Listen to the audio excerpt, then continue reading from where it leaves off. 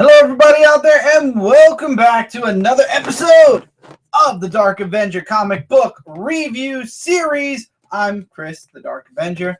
You guys know Mike.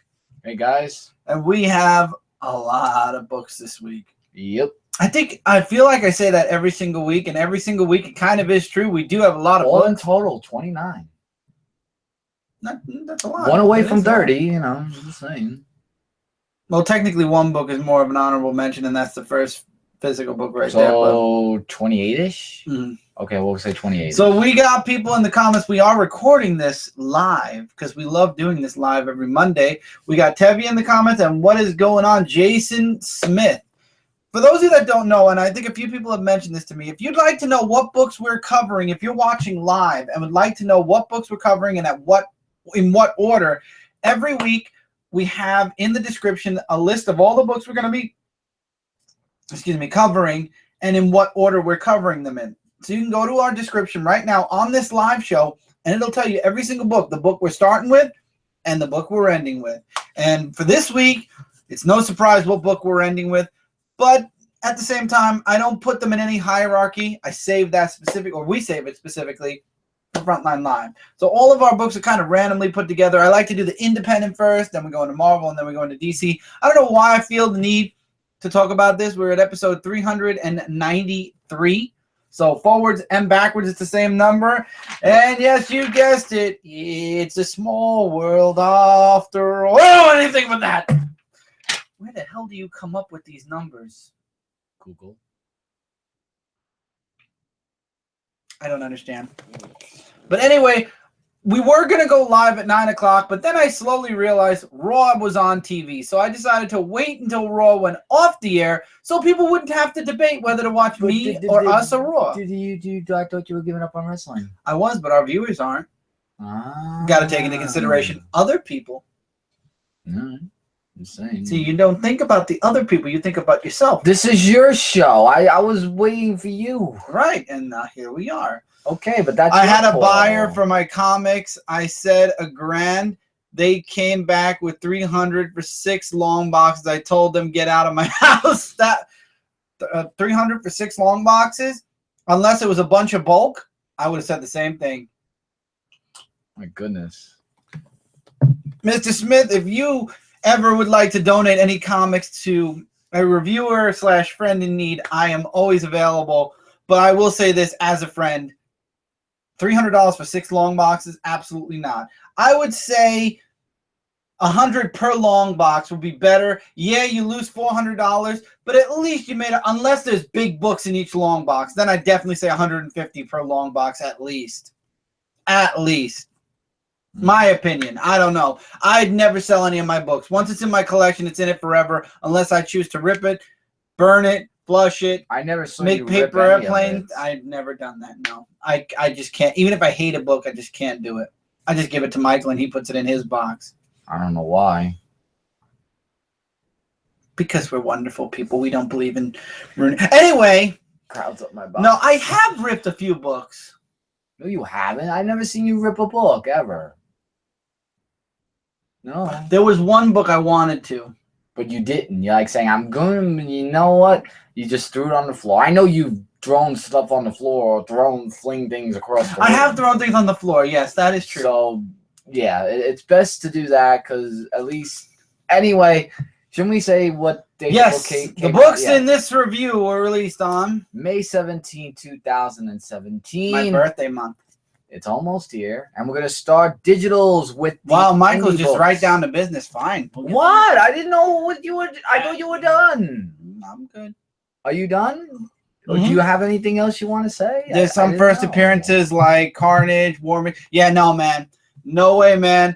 $200, $200 per long box. Your grand, I would definitely say $1,000 for the 6 long boxes. Hell no.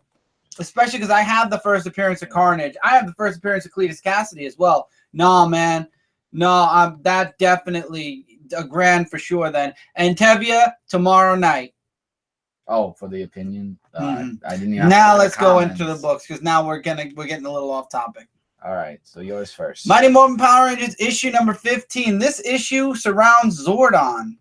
It's Zordon. What happened to him when Draken destroyed the command center? And basically, Zordon is trapped in between the two worlds, and he's watching what happened in the dark universe where Tommy chose to fight alongside Rita instead of joining the Power Rangers. So he basically was forced to watch the darkness happen to this universe. But he reaches out to Saba. Now, he does talk with the Zordon from that world.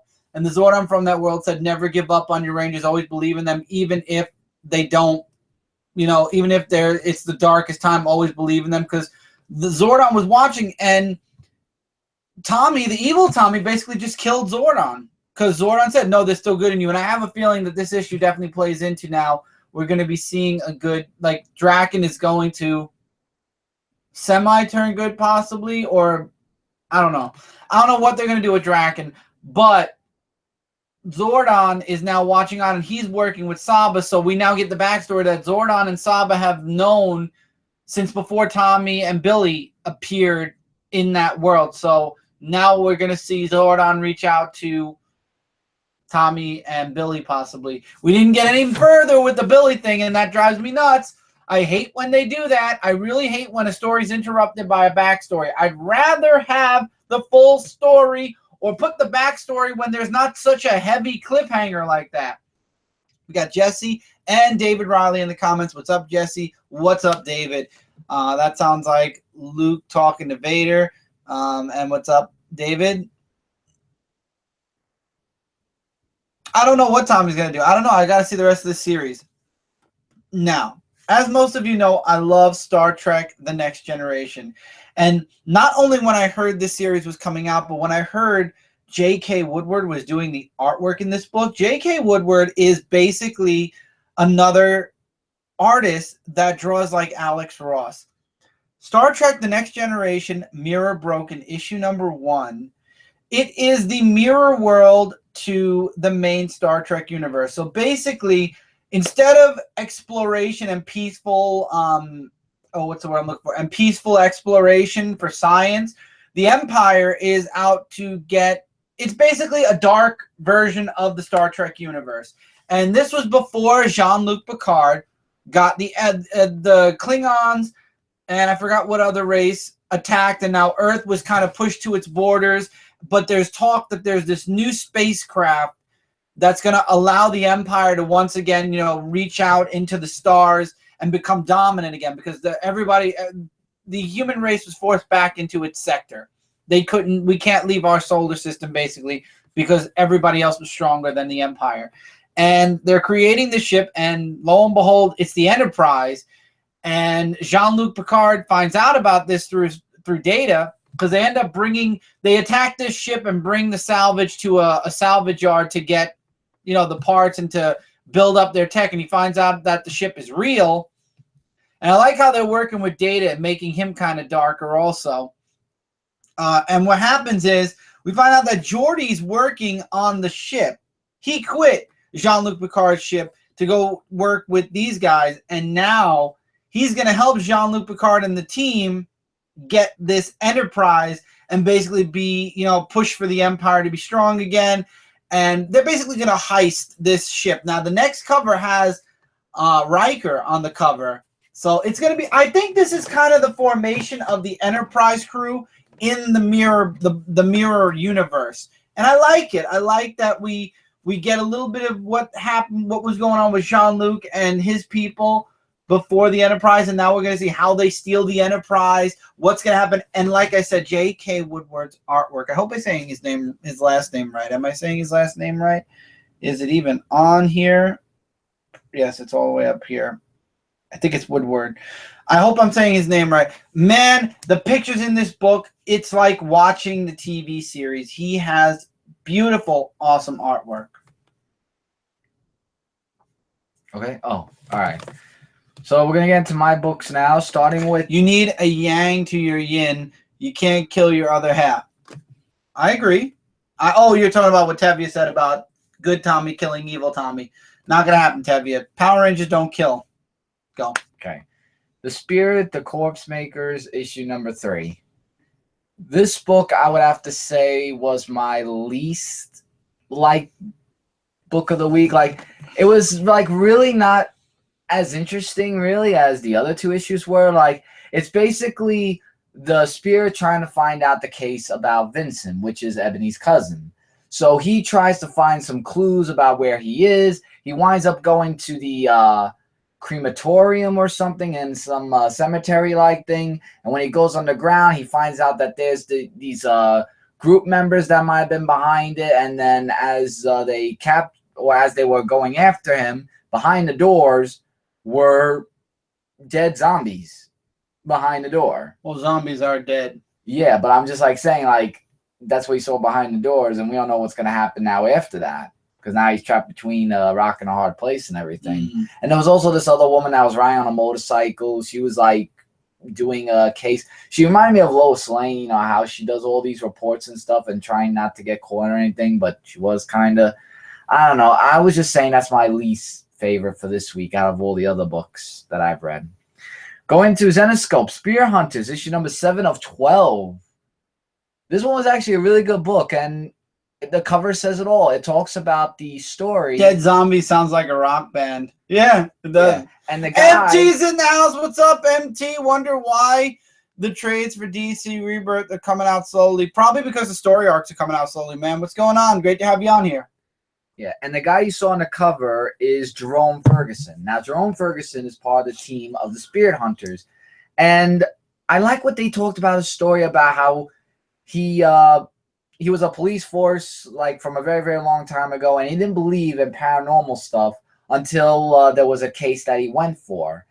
And his partner was dead after this whole poltergeist Was thing. he a zombie? Was he No. a dead zombie? Like, everything was just like, almost everybody kept dying and everything, and it was just like really, really hard for him. So it was kind of like a PTSD he was going through, you know, post-traumatic stress disorder. I wonder if zombies go through PTSD. Well, if they're dead, I don't know if their mind's working anymore, but what I'm saying Could for you that, imagine a zombie in an airport and he's afraid of heights? So there was a investigation that he goes to revisit to the woman and then tries to help this girl, I forgot what her name was, I think Holly or something, like trying to get her to the other side. And they used Ellen, who could talk to spirits, to do that. And Ellen's really good with talking to spirits. Almost died twice. Ellen's the spirit talker. Yeah, almost died twice in this series. Twice? Almost twice. Have no clue who you're talking about. Well, maybe you should read the book and then you'll know. Ninjak issue number 27. This one was actually pretty interesting. Ninjak actually meets PTZD, post-traumatic zombie death. Well, that's a good one. Yeah, so a Ninjak, this is where he meets up with someone else who is a ninja. And actually, can't remember the name for the life of me, but it was from his past from like years and years ago. And she becomes a ninja to try to take down Ninjak. And she actually tries to, and takes him back to the doctor's lair where he uses like heads to collect them for like his valuable stuff or whatever. So he manages to get out of that. But now there's going to be a lot of things that Ninjak's going to be going through in order to like get back on his feet and everything. But it was a pretty good issue for that. Red Sonja issue number 5. So Red Sonja and her partner were transported to another dimension. And where were they transported to? No other than Coney Island, Brooklyn. Brighton Beach, Brooklyn, but it's close to Coney Island, basically. No, that was it for the visuals. Oh, okay. Yeah, I forgot to turn it off. So, so she's trying to look for this demon, and there was this guy that they met. Why? He was like part of the zombie brigade. No, he was helping them with the whole thing about trying to call out the demon and Golan Goth, however you say his name. So they both called both of them out to go and fight against them. And it takes place at the good old Wonder Wheel. Dino's Wonder Wheel. That's almost 100 years old. I think it's like 97. I wrote it when it was 95 years old. And it's a really great Ferris wheel, you know. You should try the Cyclone roller coaster. I'm getting off topic, but beside the point. So they're trying to call out the demon and Cullen Goth. Don't give me that face. I know you gave me that face with that Mickey Mouse thing, but don't roll your eyes at me or do anything else. And don't be Undertaker either. So, and then the demon comes and attacks him at the Wonder Wheel, which tends to be continued because the guy was either on a different side just to try to get Red Sonja because she's still most wanted. Or he's a zombie. Man, when you run zombies, just... And yeah, that's the whole book. Now here, you can review your zombified book here, Mr. Now I saw my good friend Jesse. Now, for those of you that don't know and watching this, Jesse did and that's JLS comics in the comments. I almost said JLS comments.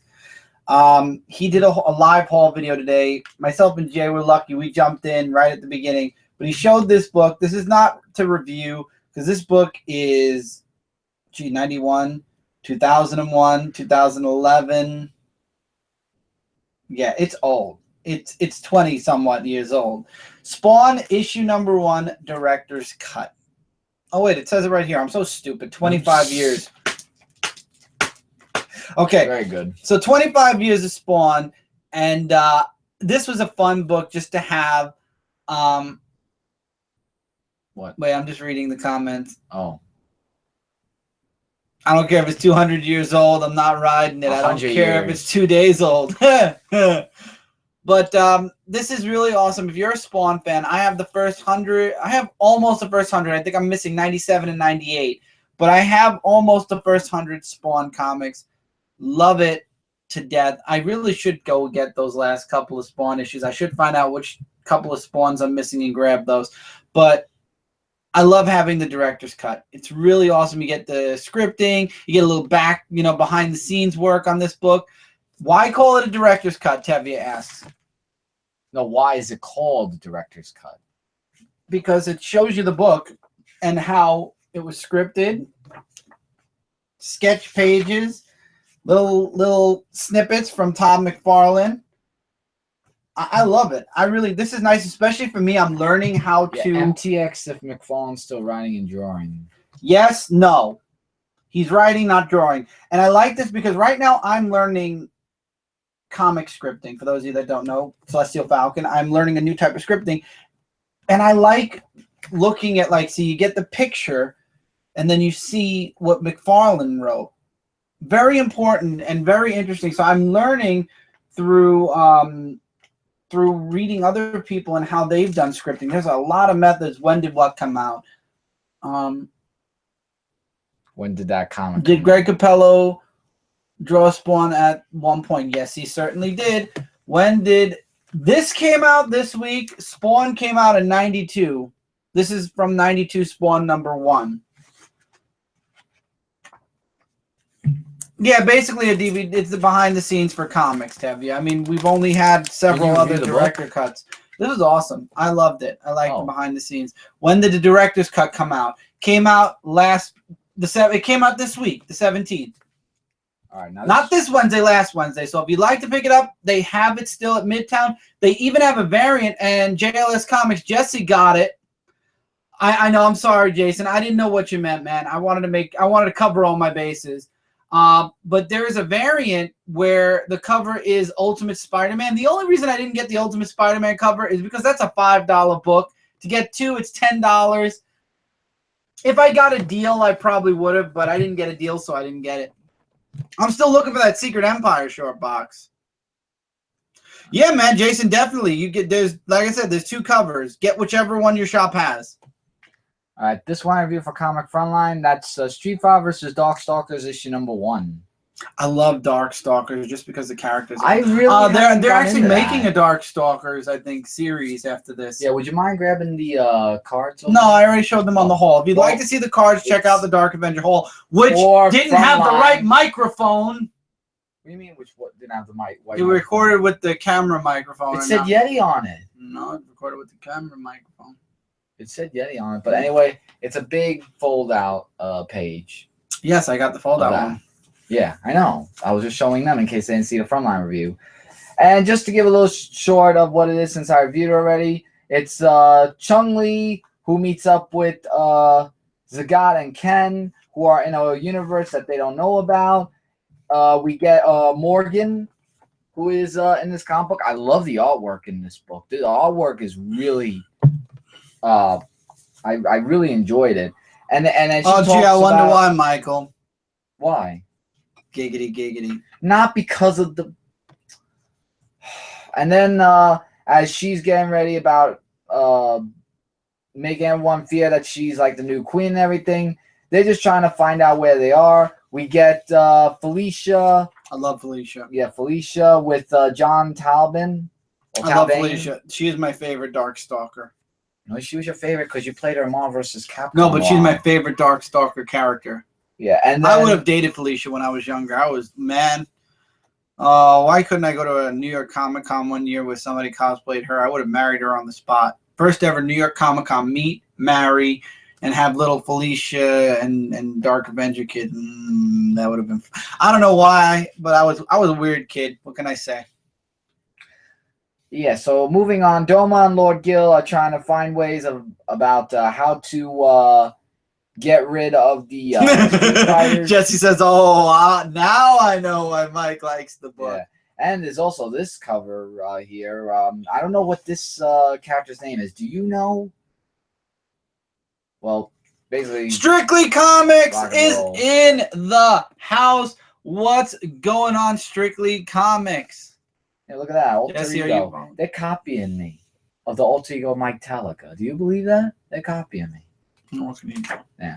But anyway, long story short, really awesome book. I would definitely recommend you guys pick this up from Udon. And you get 2 cards that are in this book. So if you want to check out what they were, you could go on Comic Frontline and check the review there. Because I was shocked. I really did not. I was here first. I really did not know that they. Now, boys, Edwin and Jesse, you both can be on the same comment thing. We love talking to both of you. Now, stop it. What? Just following Jesse down the dark path. The Dark Avenger path. There's only one good dark path, and that's the Dark Avenger path. Just go. What is wrong? Listen with here, you? Mike Talica. Yeah, Dark Avenger. One sounds cooler than the other. Yeah, and I know which one sounds cooler than the other. Thank you. Okay, my so question. Mine does. Invincible 130. I want to make sure I'm right. Yeah, 6. Man, this was a bloodbath. This was a legit, like, hey, you want to talk suicide mission? All right, let's talk suicide because, oh God, why did his name leave me for the moment? Oh, I hate when people's names, I have it at the tip of my tongue, and I do not remember for the life of me. What's the last issue of Invincible? The last issue of Invincible? Well, we're at 4 of 12. So 12 minus 4. There you go. We have that many issues to go. And then this series is over. But he ends up sending all of his kids at Invincible all at once. I love Invincible. I wish Kirkman wasn't. I know, man, right, Edwin? I hate that he's can't. I would have. No, I shouldn't say that. I don't want him to cancel any of his books. Jason seems excited.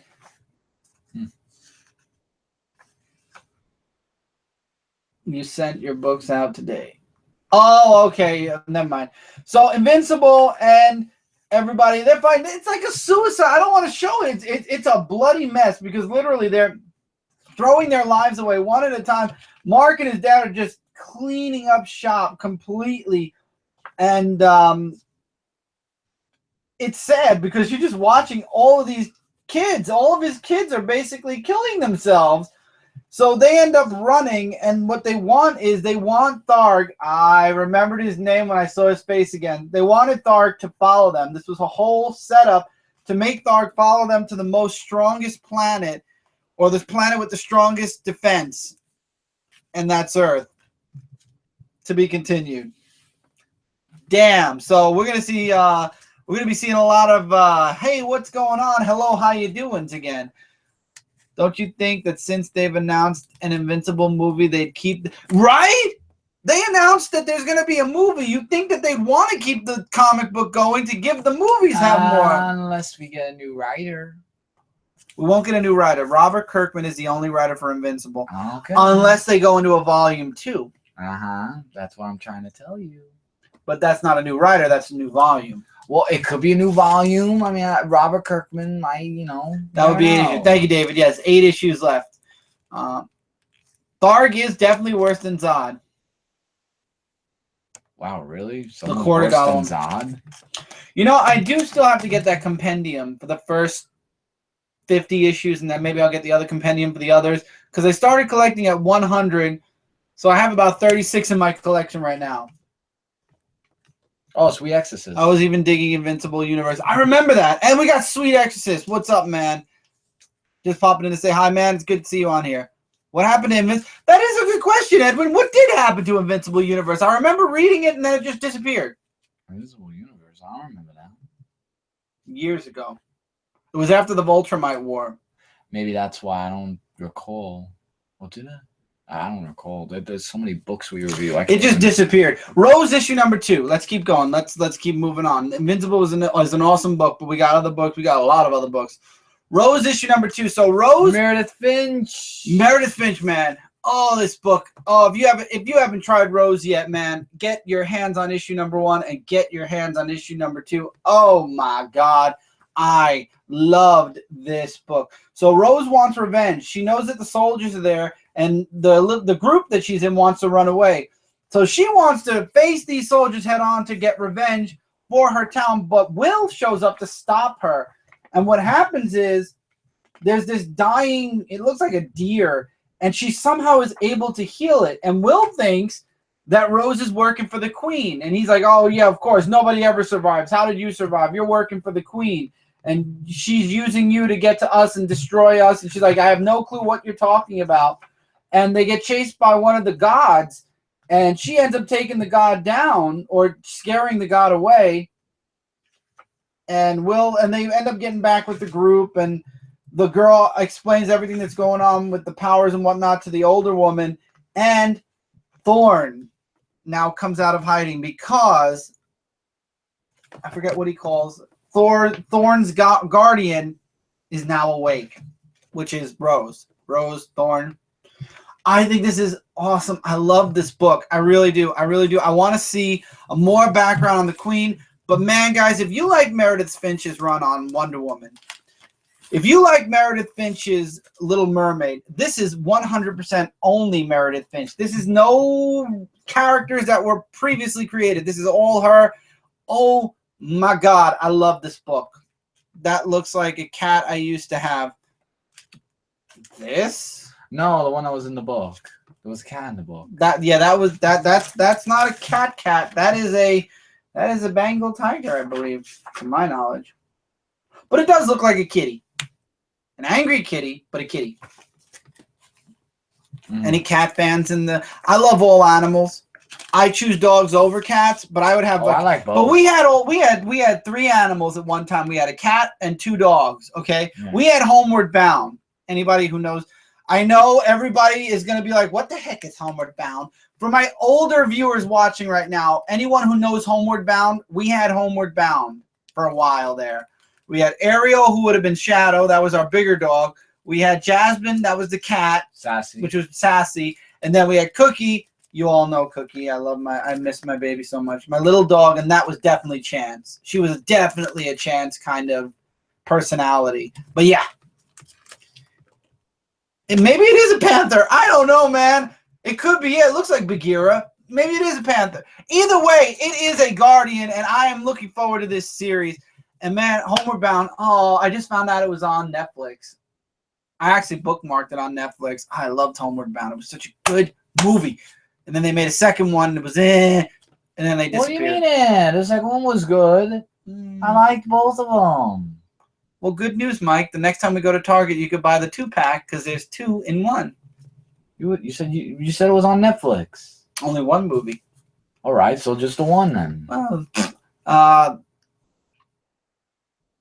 definitely got to check out Rose. Definitely, man, Sweet Exorcist. You'll love the series. You'll love it. And that's all of our independent books. We're going into the big 2 now, and we're starting with Injustice. We have 1 digital each. Really? Yeah, look, this one and then this one. That's Yeah, it. everything else we got physically this week. A Look at sequel. that. They kept getting lost. They got Jesse. They got lost. You know the first one, obviously. The second one, they get lost in Manhattan. They were going on a plane trip and they fell out of the cart and then they had to The escape. cargo thing. Yeah. Yeah, and then they had to escape Manhattan to go back to their home, which was over the bridge. Which leads us to believe they lived in Jersey or Pennsylvania. I think Pennsylvania because it was beautiful there. Must have been Pennsylvania. All right. Injustice 2, issue number 2. We find out that we were right.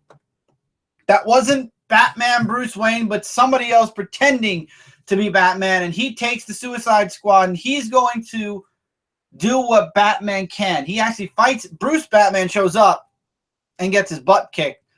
And I have my predictions about who this Batman is, and I have not played the video game yet. So anyone who if it was released or if this whole thing was told on Injustice 2 the video game, don't tell me. But whoever this Batman is, I'm predicting it's Damian. It's a prediction.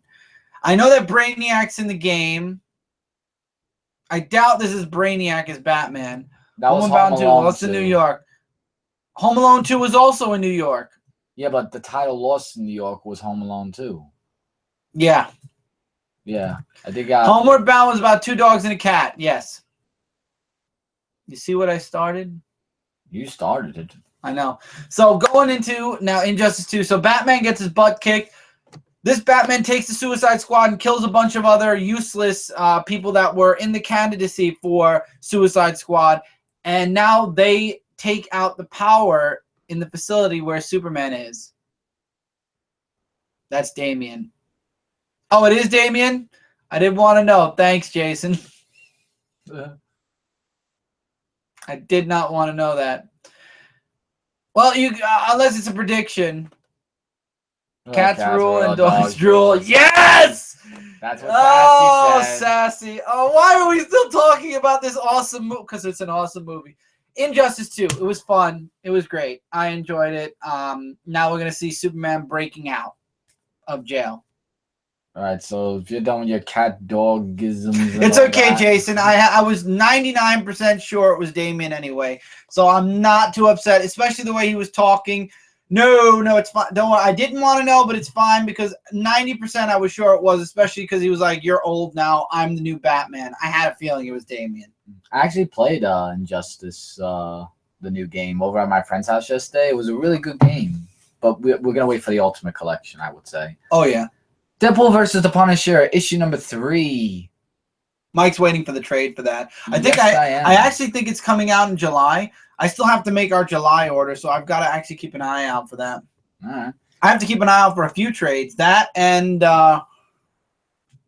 Weapon X. Because right now, Generation X is not looking like I want to trade it, and I just spoiled one of them. We'll get to Generation X. Go ahead. Well, anyway, so in Deadpool versus Punisher, we get them teaming up with each other, and I like how they were in their battle van, like going against the people.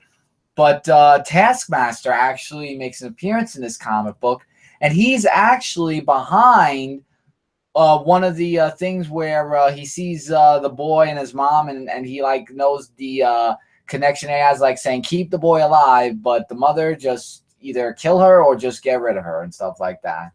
So when Taskmaster actually went, and Punisher said chimichangas. Yeah. He's like saying, say it. He's like saying, no, I'm not going to say it. Say what? Then he goes, chimichangas. He's like, oh, you said it. I like that whole Deadpool thing. But anyway, so just skipping over the whole thing of what happened in the book, Taskmaster does catch up to the boy and winds up killing the mother. Now, Deadpool had a instinct that she died and the boy's Hudson went missing.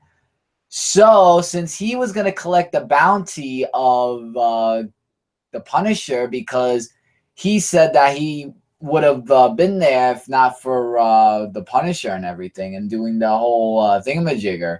And then, I don't know, something in the end where Deadpool gets shot by someone in the eye and then Punisher kills him, but then says round 3 goes to Deadpool. How's round 3 go to Deadpool? You didn't shoot Punisher or anything. So I don't know how that was a round 3 thing. I'll make you bet they're gonna do Deadpool, and then the next one they're gonna do Deadpool probably. But it was a pretty average issue, I would say. It's yeah, I would just say if you want to pick it up, definitely check that out. Why does that quote sound familiar? I say take off and nuke him from orbit. That's the only way to be sure. What, was a quote from somebody?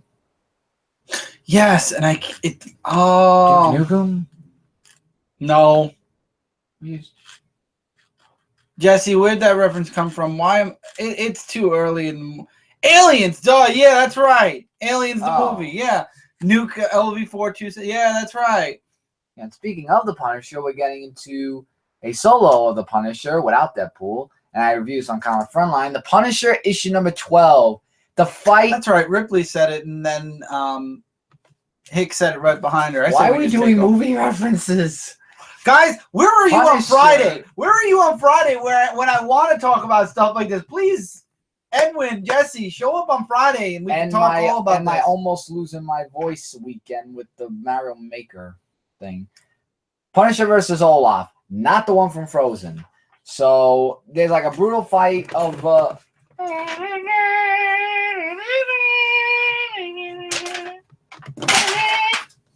Thank you.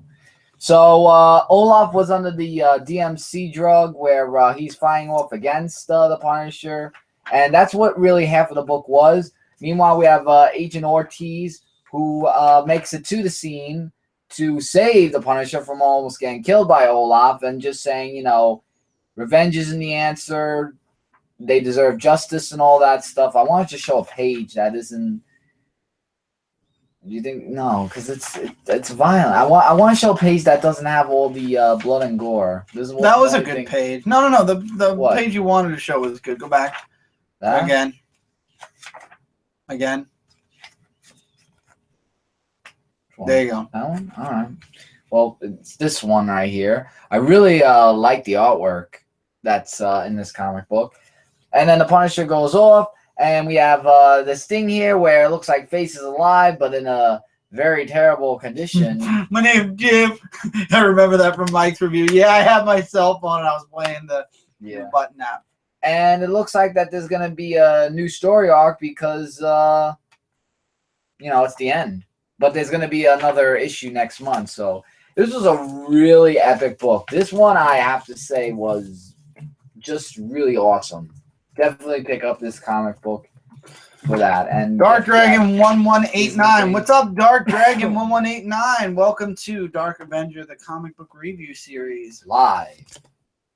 Yes, we're doing these live. Unless you're watching this after Monday night or on my personal channel, because these are getting re-uploaded to Dark Avenger C86. You'll be watching this in the middle to end of June. Generation X, I got the Jubilee variant because I had a feeling I was not going to be into this series, and the artwork. Uh-oh. Some the artwork. Like it. This is the weakest X book right now with the artwork. The story is interesting. I will not be picking this up physically. Only reason I got it was for this sick. Look at this Jubilee cover. This is going on Comic Book Corner when I finish this review because this is a sick Jubilee. Thank you for the sub, Dark Dragon. Really appreciate that. Every subscription helps, and hopefully you're around on Tuesdays, Wednesdays, Mondays, and Fridays. Those are when we have our live shows, and you could definitely, if you read comics and like to talk comics, you're definitely welcome in the comments. Talk to us live. But I don't know, guys. The story was generic. The ending was very generic. Now we have the purist, or the. Now I need to open this because I need to know what the names of them are. Because if I don't know the names, did you tape it? I did tape it, but it's okay. Purifiers. But I couldn't get into the artwork, guys. I really couldn't. It just didn't talk to me in many ways. That's Jubilee. Ugh. Yeah, I didn't like the artwork. So I will be continuing Generation X digitally because the story interested me enough that I'm like, okay, I'll come back for issue 2 to see what happens with the kids. I love Quit and Choir, and Brew is back. So yeah, I want to see what happens with them. Jubilee, they had a chance to retcon the vampire thing, and they did not. Yes, you can, Dark Dragon, go for it. But man, they had a chance to retcon this. And do you know why Logan can't heal anymore? I'll tell you 1 second. I'll give you that answer in 1 second. But man, the one time they could have retconned that the whole Dracula dumb bull at BS, and they didn't. Now, Logan was attacked in the X-Men series. Gotta go. But thank you. Thanks for coming in, Edwin. Hopefully we'll see you tomorrow night. If not, then man, hopefully we'll see you soon. Definitely pop by on Friday. We could definitely talk some more, man. Thank you for showing up tonight as well. Now, Wolverine was attacked by nanites, and it turned off his mutant ability, which, as you know, is healing. And what happened was he was turned normal. And if you see the book right behind me over here, this book, The Death of Wolverine. Thank you again, Edwin, for the thumbs up. Wolverine had a series called, The Death of Wolverine. And he died because he was encased in adamantium and gone. A lot of people are predicting one day that the nanites will die off. His healing factor will come back and he'll break free from the adamantium. Right now we have Old Man Logan. Laura, a.k.a. X-23, has taken over the mantle. She's all new Wolverine. And there's James Howlett from the Ultimate Universe who will be showing up in X-Men Blue soon. So we have a lot of Wolverines right now. And then they claim that Generations might bring back the original Wolverine as well. I don't know if he's going to stick around because there's already so many Wolverines. Why bring the original back as well unless they get rid of Old Man Logan? Which at some point they're going to have to do. It's just got to happen at some point, right? I mean, Spidey 2099, you got to send him back to 2099 at some point, right? So, I mean, at some point, Old Man Logan's got to go back to the future, right? Or his dark future. Not our dark future, his dark future, right? I don't know. X-Men Gold. Not blue, but gold. Issue number 4. I really like this issue. So, Gambit is working for this woman. We see it open up with him pulling off a robbery. He ends up stealing this little vial, and we get little glimpses into, oh man, the Serpent Society. I love this so much. It was hilarious. And I love how Kitty's like, oh man, we're fighting D-listers right now. And you got Storm and Old Man Logan doing the research on all these kids that died or have been shot, and they're all mutants, and it looks like it's they're specifically hidden. Oh yeah, I forgot about Dawkins. Dawkins still out there as well.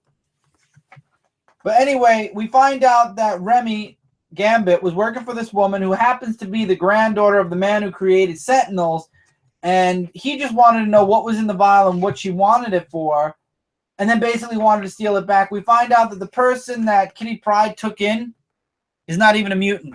He's an alien, and we don't know why he was working with the Brotherhood of Evil Mutants.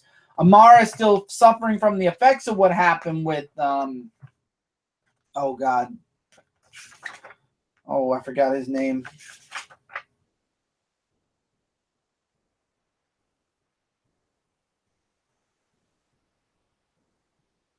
Mesmero. But anyway, we find Remy reaches out to the X-Men for help because he's getting attacked, and we get an awesome final page. It looks like the nanites have created a Sentinel, and that Sentinel's gunning for Gambit. I hope Gambit sticks in the X-Men books. I hope he ends up joining the X-Men and working with them. I hope this is part of him rejoining them. The only thing, a lot of people are complaining about X-Men right now. I truly think, is that a first print? Yes. And what's up, Fizz-L? I'm guessing Fizzle Films. Great to have you in the comments. Yes, all of the comics here are first prints. These are all from this past week, or the week of the 17th, last Wednesday. So all these books are first printings. But I truly believe with X-Men, a lot of people want them to reboot. See, this is the thing. People will complain if Marvel completely reboots their universe. And people will complain if they continue on this path and try to generically fix things. Have a great night, Jesse. Thank you for stopping in, man. I'll watch the rest when I'm on my way to work. Thank you, man. Thank you for stopping by, Jesse. Loved your live show. Hopefully you do more live shows, man. Slacker. Oh, we got Eagle in the comments. What's up, Eagle? Eagle, You're supposed to be asleep, man. Are we keeping you up? I hope we're not keeping you up. I hope you literally woke up or something. You definitely should not be up yet. You have 2 hours of sleep still, mister. 2.5 hours of sleep. You need to sleep, especially because you drive the most. But anyway, thank you for being on here, Jesse. Eagle, good to have you on here. And Fizzle, everything is first printings, like I said. AC, oh, man, no. Not now. In the winter, fine, but not now. Shoot. That sucks, Eagle. I'm sorry, man. I hope it cools down over there then.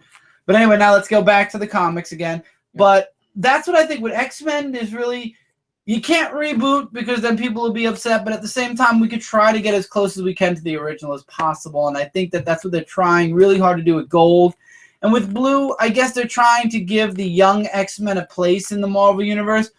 But if they ever brought the Ultimate Universe back, I would totally love to see those X-Men move over to the Ultimate Universe. Okay. And I've said my piece. So this book I also reviewed on Comic Frontline, Luke Cage, issue number 1. I thought of giving this book a shot since I've reviewed Power Man Iron Fist. And I took over Iron Fist. I thought, why not read Luke Cage? And it's good because I want to know a little bit about his character. And you do a little bit in this comic book about. Mike actually told me, Chris, keep getting it physically. So that means Mike liked it. I really liked it. Like the artwork in this book. Oh, the artwork really in that book's a lot amazing. better than the Luke Cage and the Iron Fist, the Power Man and Iron Fist book. I thought it looked the same. Kind of. Not at all. The same Almost. as Iron Fist? No. I thought a little bit. I don't know. But anyway, so we learned about Luke Cage, how he's bulletproof, and he's just indestructible, like really, really strong.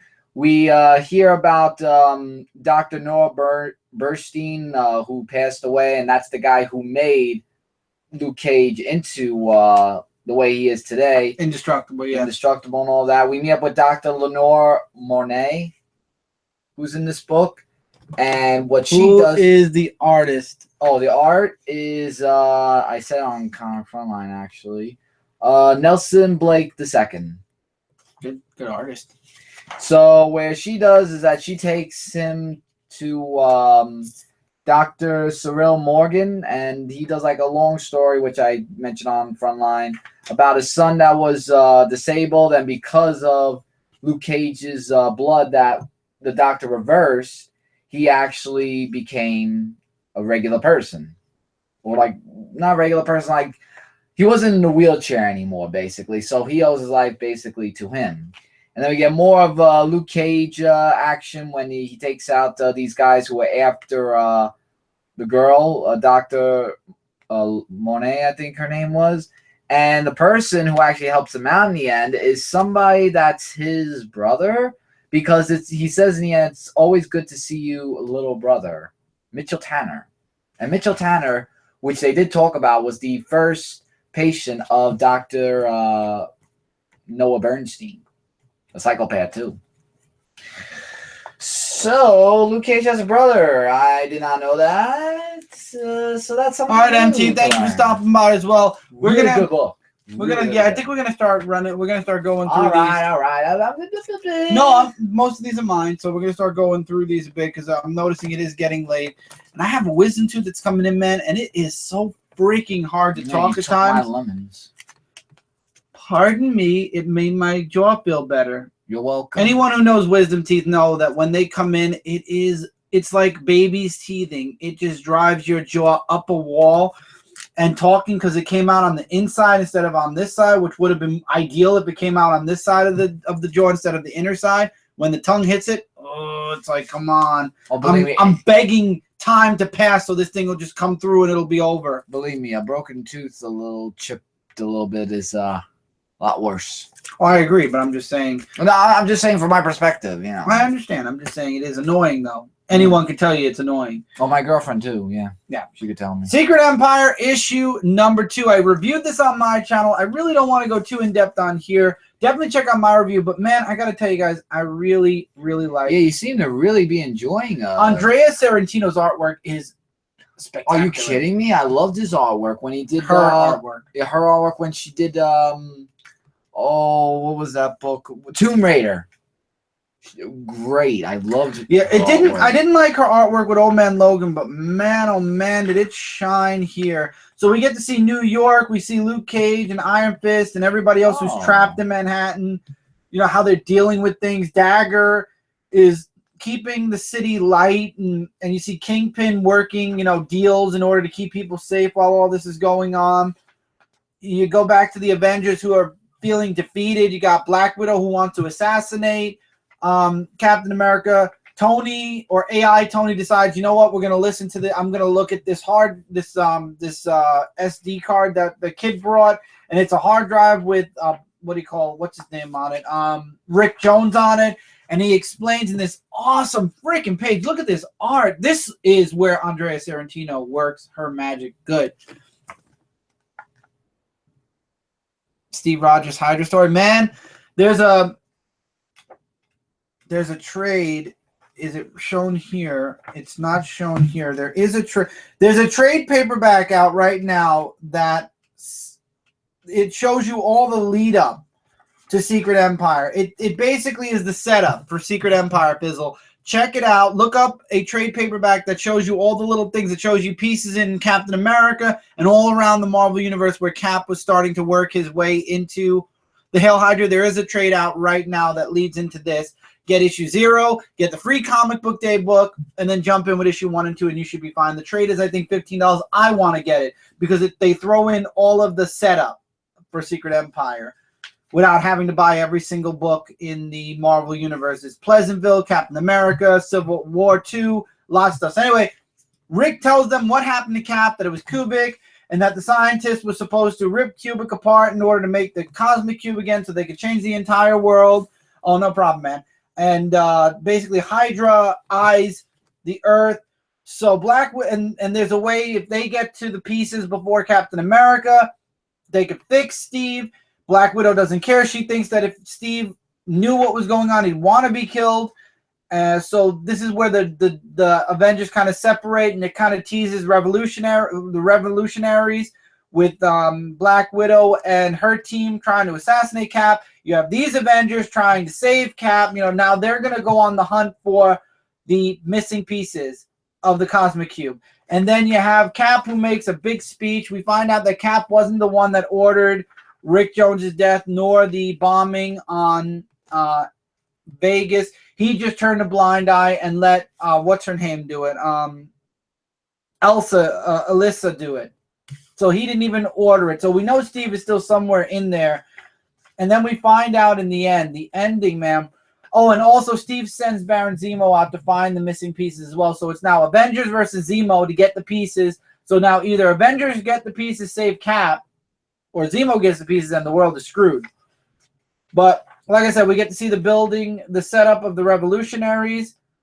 And we also find a really cool guys, if you didn't read Secret Empire issue 2, mute me for a second. But we find out that Captain America might not be the only Steve Rogers on Earth right now, because there's another person who shows up, saves this girl from being mugged by, ironically, she was being mugged by the Serpent Squad. So I don't know how the Serpent Squad's in 2 places at once. But she gets saved by Steve Rogers. And as he says, I'm just trying to get home. Either I think Kubik separated Steve Rogers, the real Steve Rogers, into that body, and the one that Red Skull wanted into that body, or that's the ultimate Captain America. Or we don't even know. I don't even know. It could be anything. But man, that last page, damn it, Nick Spencer. I did not want to get into any more minis until or events until after the 18-month break. But damn it, now I'm going to be stuck with Secret Empire all the way through to the end. Loved the ending to this issue, kept me interested, and it's building up. Now, Marvel's known to do good events and then sink. I'm praying there's still time. We don't know yet. I don't know, Jason. That's how I feel. What? I don't know. I don't know. They'll explain it in the issues to come. But this is only issue 2 of 9. So there's a lot of... There 9 issues, take away 2. There's 7 more books to go. Even if they're released twice a month. 1, 2, 3, 4 months still to go. Maybe 3, because technically this came out in May. 3 will come out in May. So 3 more months to go. Can Marvel keep this hype up for 3 months?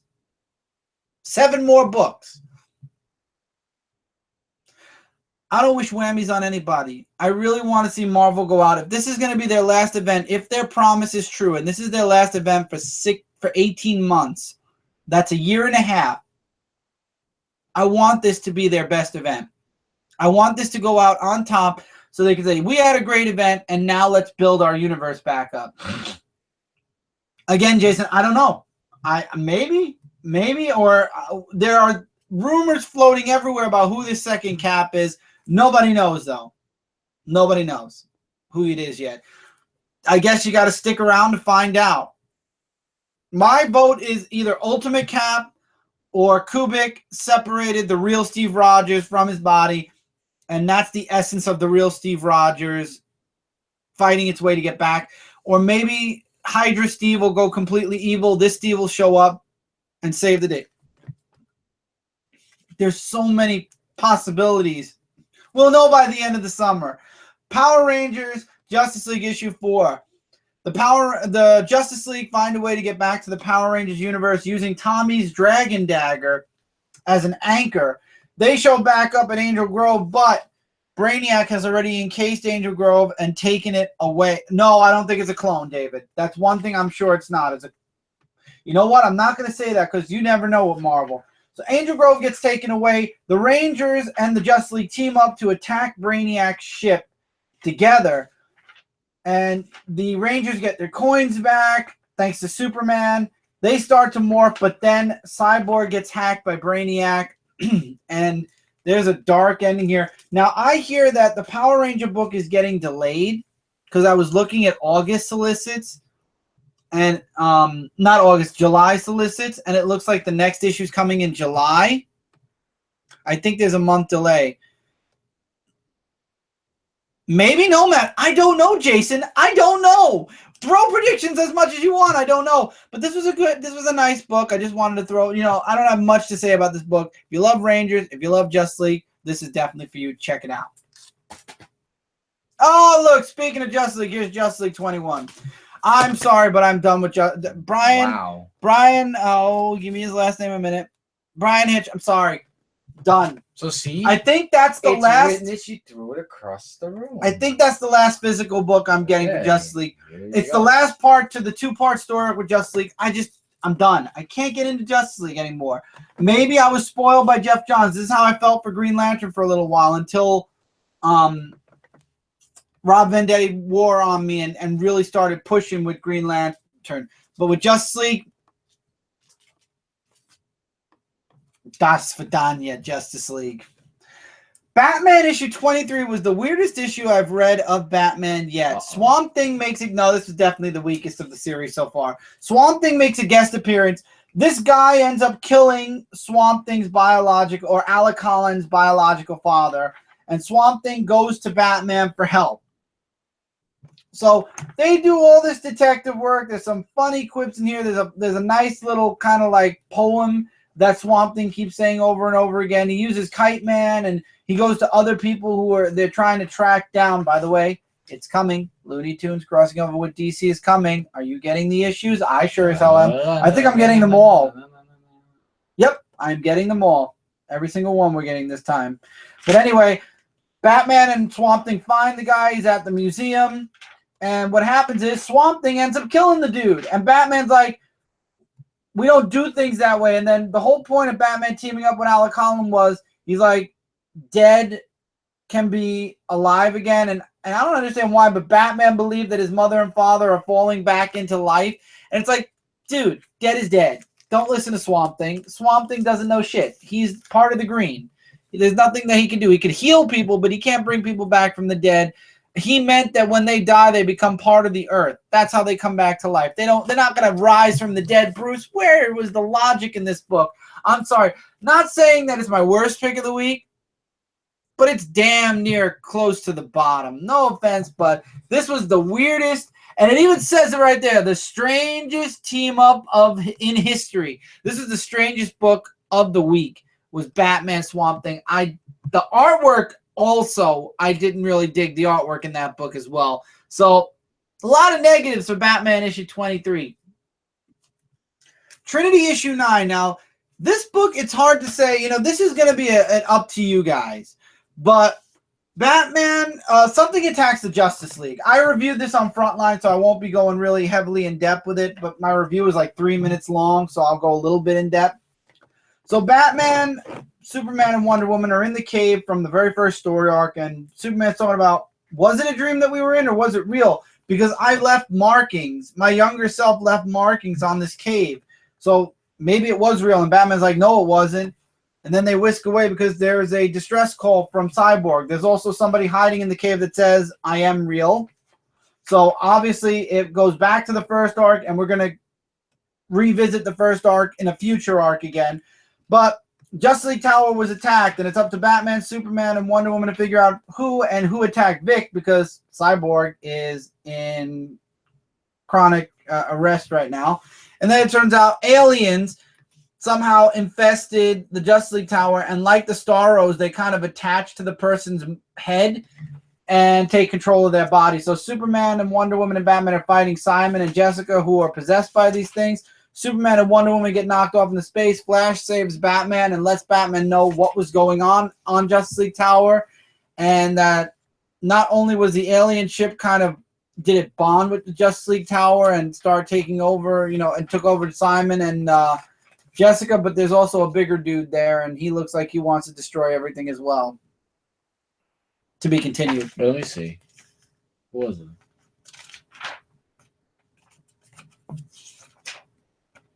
Oh. It was an okay book. Again, it depends on where you fall with the 3 superheroes in this book, and if you like random stories. For me, this was interesting. For you, maybe not so much. Oh, thank God, because I really need to stop talking for a little while just to rest my own voice. Batwoman issue number 3. So now we've got Batwoman trying to figure out what the hell's going on and what the Many Hands is doing in Pariah. And she sneaks in and she wants to buy the bar that her old friend, I forgot what her name was, Sophia once owned. She wants to buy it. Jeremy Renfro in the comments, everybody. What's up, Jeremy? And it turns out that they know who she is. I mean, they're not stupid. And I love how Alfred's daughter is like, she realizes what's going on, and then Batwoman gets attacked again by that other girl, and a big fight breaks out, and she takes her out, and she figures out what's going on the island. I don't want to spoil too much because it's very involved, but let's just say there's a lot of nukes on the island that those twins who are trying to build up the island are hiding all around the island. And this woman wants the island to be taken down. She wants it burnt down. So Batwoman reaches out to all of her friends that work for Sophia. And now they're going to take this woman out and stop the Many Hands from destroying Pariah. Interesting story, but again, I feel like I forgot the main point, which the main point was she's there to try to find out who's stealing the monster serum. So that whole idea, that whole main part of the story is now gone, and we're focusing on Pariah more, and that's bad when you have a reason for why she's at Pariah, but now Pariah has officially taken over the story. I get Trinity just because of Superman. Same thing, David. Same. Well, Superman and Batman, because right now we don't have a World's Finest book. Guys, let me tell you, Batman and Superman, best thing coming out of Rebirth. Yes. All right. This I review for Comic Frontline. So Green Arrow number 23. This is the third part to The Rise of Star City. And this was actually a really awesome book. Like the more I talk, actually, the better my tooth, the tooth coming in feels. Maybe I should talk more, and it's making the jaw feel better. Oh, really? You guys are awesome. Thank you for helping me out here. So we get the news that Green Arrow finds out that I am gonna get rid of this coffee. So while here's some artwork. I love the artwork in this comic book. And Green Arrow thinks that Henry Piff died because of the whole burn down of the headquarters happened. Meanwhile, we're at Black Canary, who talks to Victoria about, Green Arrow and working with the Ninth Circle for all his career and some bibliological book. Try to say that 5 times fast. Meanwhile, we have Amika who meets up with Cheshire of the Four Horsemen, and then she's not alone because Arsenal is actually there to help her out as well. And Arsenal and Cheshire were once together, which I still find weird even looking into this book. And we also find out that Henry V isn't dead. He's alive with Broderick, who's trying to like talk all good to him, like saying, you know, your talents and everything should be rewarded and yada, yada, yada. So basically there's that. Hello, Bella. So, yeah, and then we get this nice fight scene between Green Arrow and Eddie Fires. Look at the artwork. My gosh, it's like really awesome.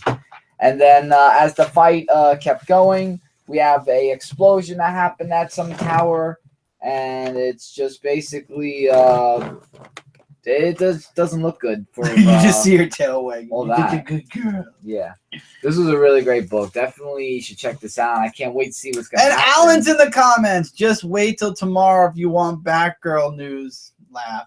Yeah, but this was really great. You guys should definitely. All right, Jason, Pick thank that you for up. stopping by, man. I hope you're still here to hear me say goodbye at least. Green Lanterns 23. This is the book that solidifies my definite getting this book physically from this point on. So I actually do have to continue Midtown one more month. Damn it.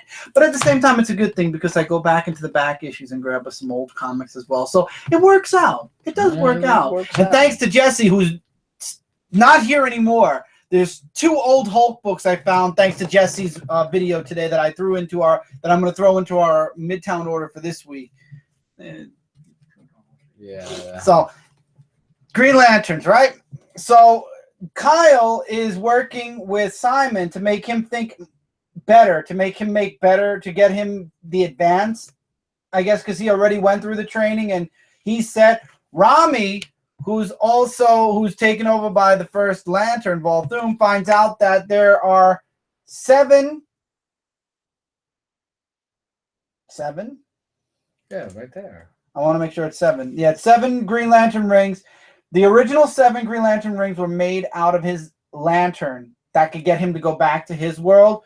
So now he has to find the first 7 Green Lantern rings in order to go back home, to make his lantern again so he can go back home. And they actually show one of the first recipients of the Green Lantern rings ever. I'm sure we'll be seeing her in future issues as well.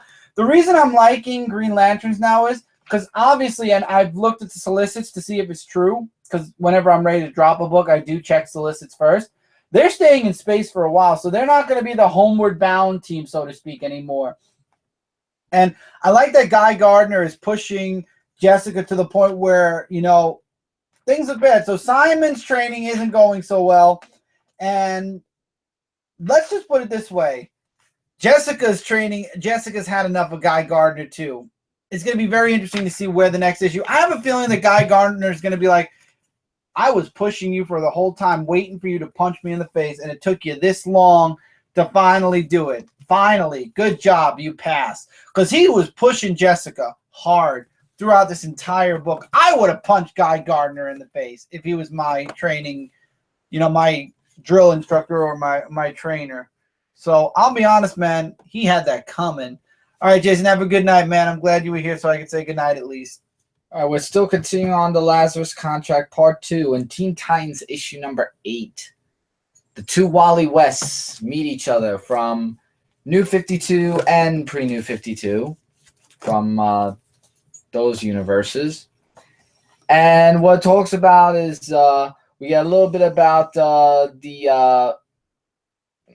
who's that? The Barry Allen? That's Wally West. Oh, that's Wally West? Oh, well. New 52 Wally West call. The New 52 Wally West, you know, they talk about his story about how he met with Deathstroke and how everything was a little bit different then. And then we get Teen Titans who are trying to, you know, find out where Kid Flash went. And here's some artwork, by the way, which are really nice. Puppy face. And Puppy face or we riot. Yeah, and also, yeah, like a tracker on him, but he's like saying that who knows if Kid Flash is already dead. And then we get to the location unknown where Deathstroke's using actually Kid Flash to do him a favor, like to reverse time to bring everyone that he loved back to him, like his son, Grant, his son, and everyone else.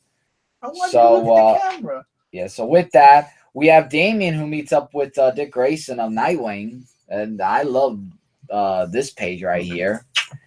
And as things were getting like a little bit out of hand, or we're going to get out of hand, you know, it's just them saying like, you know, that time is the key to find out where they are.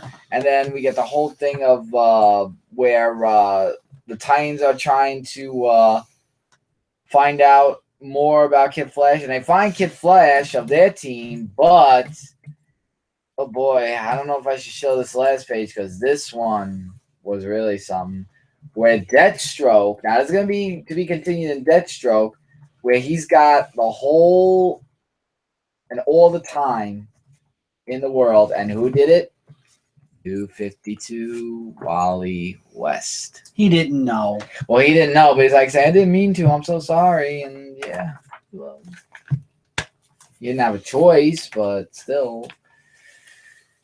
This continues on in Deathstroke, so we'll see what happens then. And those are all my books for this week. So now all these last. Speaking of Wally West, though, a one-issue, awesome, complete polar opposite of Batman.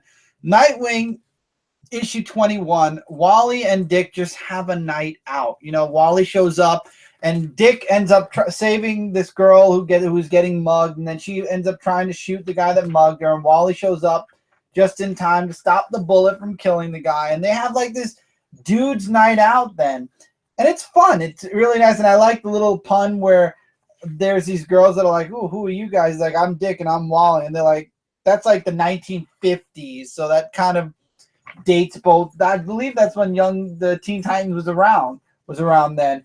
And they end up, all of a sudden, they end up going to the movies, and they walk out of the movies, and then all of a sudden, a moment later, everybody's missing something. Dick's missing his watch. Wally's missing his wallet. And he's like, you know what? It felt like time skipped. And then what happened was we get introduced to a new character who we'll probably never see again. It's a one and done. And his name is Time Bomb. And what happens is he has this technology that can manipulate time around him. And as Dick and Wally try to take him down, he freezes time around them, and even though Wally moves at the speed of light, he's able to freeze time fast enough to get around even Wally. And Wally ends up in danger, and then Dick, you know, kind of returning the favor because Wally saved him from the bullet, ends up saving Wally from a train because Time Bomb ends up freezing Wally right in front of a train. Dick jumps in to save him. I do like the artwork, by the way, in this book. I really do enjoy it.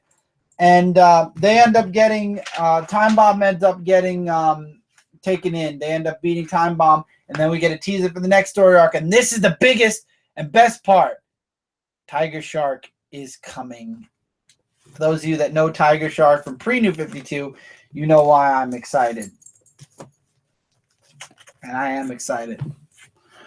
Super Sons I reviewed on Frontline. The final fate of Kid Amazo.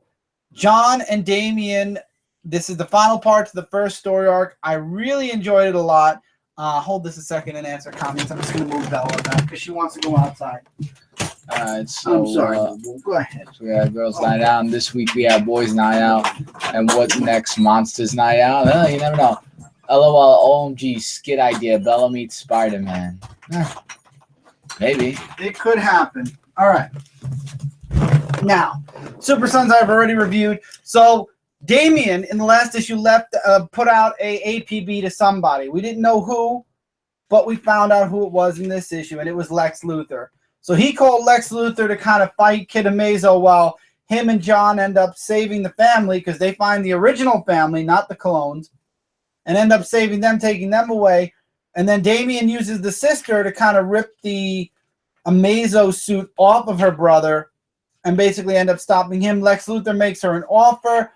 John and Damian end up running because they didn't want to get in trouble, and then they ended up getting in trouble anyway because Lois and Alfred both realized they were missing because Damian wasn't in his room when Alfred went to him for practice, and Lois needed John in the morning to help with the animals, and he wasn't there. What a way to start that team up. If not for Flash, this probably would have been my top book of the week. Superman issue number 23. We find out who's behind everything. Now, there's a moment in this book that I feel like it's probably going to be retcon. So anyway, Lois ends up in trouble with Old Man Cobb, but it turns out that Superman's right underground. Go figure. He ends up saving Lois. He finds out that the whole town was doing this to protect John and help make him grow or whatever. They're doing this to protect him, yada, yada. So Superman, there's these alien things that start popping up in the town and start attacking the town. Cobb gets knocked out. Superman ends up going to fight the aliens, and this is your first hint in this book. But the super elite who are working with the person that have John are there to stop these aliens, and they don't believe in not killing like Superman. Superman wants to just subdue them. They want to kill these things and make sure that they don't come back anymore. And what happens is Lois ends up losing her leg. What? And no, and then no. There's a lot of no going on in this scene right here. So Superman ends up taking Lois to the hospital. John watches the whole thing, gets upset, and Superman's like, I'll find our baby, but first I'm taking you to the hospital. And we find out who the person is that's playing the fiddles. Oh. I love to hate this dude, Manchester Black, and the only reason why I'm going to mention that now is because we know in future solicits, I actually looked at solicits. This was the part that was spoiled. I didn't want to know who it was until after reading this book. It was spoiled on social media by one of the people I was following, who I'm not following anymore because I got really pissed off because I saved this book for last because I didn't want to know who was pulling the strings. I was trying to put things together on my own before reading this to make my prediction, and I didn't even have a chance to. I don't know. I don't know if Manchester Black will off himself in this universe too. So, the last issue, for those of you that are following the agenda, or for those of you that know what came out this week, The Flash, issue number 22. I love doing this. It's fun. So Reverse Flash and Batman are trying to stop Reverse Flash before he gets to his rendezvous point. He makes it there, and there's nothing he can do. God or Dr. Manhattan ends up destroying him. So time continues. Basically, what was going to happen, and there was nothing Barry or Batman could do. But the treadmill ends up getting shredded. So what happens is there's this little voice. There's this voice in the cosmic realm saying, just say my name. And he says, say, oh God, what was it? Say my name, Jay. And he's like, Jay? And that's when Jay Garrick shows up. And this is pre-New 52 Jay Garrick. This isn't the New 52 Jay Garrick from freaking Earth 2. This is the Jay Garrick. He ends up saving Flash and Batman, and then what happens is he starts getting pulled back into the Speed Force, and Barry tries to do to Jay what he did with Wally. Unfortunately, it doesn't work. Now, Dr. Manhattan's plan all along was for Batman to see his father. And now, they're still working on the case, by the way. They decide they're going to still work on the case. But now, Dr. Manhattan did that on purpose to make Batman doubt being Batman. And guess what? That's exactly what happens at the end of this issue. The bat signal goes out, and Alfred's like, sir, you know, are you ready? Should I prepare the Batmobile? Are you going to answer that? And Batman doesn't answer it at first. And then we get the first hint. It's really not much of a spoiler anymore. But yeah, it looks like, and then we get an epilogue. Oh, I'm scared. I'm really scared. When I see the Superman S, I'm like, no, don't do anything crazy. And the Doomsday Clock, my friends, November 2017, the Doomsday Clock miniseries begins, and that is going to start leading into the big event that's going to happen next year. It's coming. The end of Rebirth is coming, and it's been played around with long enough. I mean, solicits for Superman have Oz in it. I'm eager, man. I'm eager. Flash and Super Best this week. And Johnny Thunder most likely freed Jay. Most likely, I hope that they get the JSA back before Rebirth's over. Jay Boots got the wings now. Yeah, I noticed that. I did. That was in the art I showed. But anyway, that's it for this review, guys. Number one, thank all of you who've been watching with us, who've been with us live. Thank you, everybody. I mentioned all your names on purpose. Thank you all for being with us live. If you're watching this post-live, now it's your turn. Let us know what you thought about all the books we talked about in this review. Do you agree with our reviews? Do you disagree with them? Likes, dislikes, recommendations. We'd love to hear from you guys. So let me know. Let us know what you thought about the books that came out on May 17, 2017. If you're watching this on my channel, it's probably June. Always love to hear you guys comment. I would like to point out, though, because a few people were wondering why we were doing our review so late. This is, if you're watching this on my channel, Dark Avenger C86, this is a re-upload. The original video was a live show we recorded today. Well, it's 12 a.m. now, but we started it on May 22nd. It is now May 23rd, 2017. You're probably watching this in June sometime. I don't know what date yet, but you're watching it probably the third week of June-ish, maybe the second week of June-ish, the end of the second week of June-ish. And we've already recorded this. We are not doing our reviews super late. These reviews are just going up several weeks after the original post.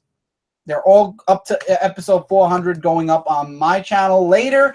And then at 400, we're going to have a announcement video on Frontline about the future of the Dark Avenger comic book review series and what changes and things we're going to be doing. We always do this every 100th review episode. Thank you all so much for being here with us. If you like this video and you're new, we are Comic Frontline, your #1 source for comic-related news, reviews, and a whole bunch more. If you're new, hopefully you'll click that sub button. This way we're in your sub box so you don't miss out on a single video. We have videos coming out each and every day, several live shows every single week. Click the notification bell. This way when we go live, you'll know. You'll be the first to know because notification bells let you know about that stuff. And if you're watching this on my channel, I have videos that I'm trying to put out a few each and every week. Got a podcast on my channel. Got a lot of stuff going on my channel right now. Going back to the original format, Dark Avenger C86. Yes, comic books and such. Thank you all so much for being here with us live. Thank you all for watching post-live. We will see you guys, if you're watching this live or if you're watching this on Monday, we'll see you guys tomorrow on Frontline Live. If you're watching this post-live and it's a while from now, or if you're watching on my channel, keep an eye out. There's stuff coming up soon. Take care, everybody. Keep reading, keep collecting. And we'll see you guys really soon in the next video. Everybody.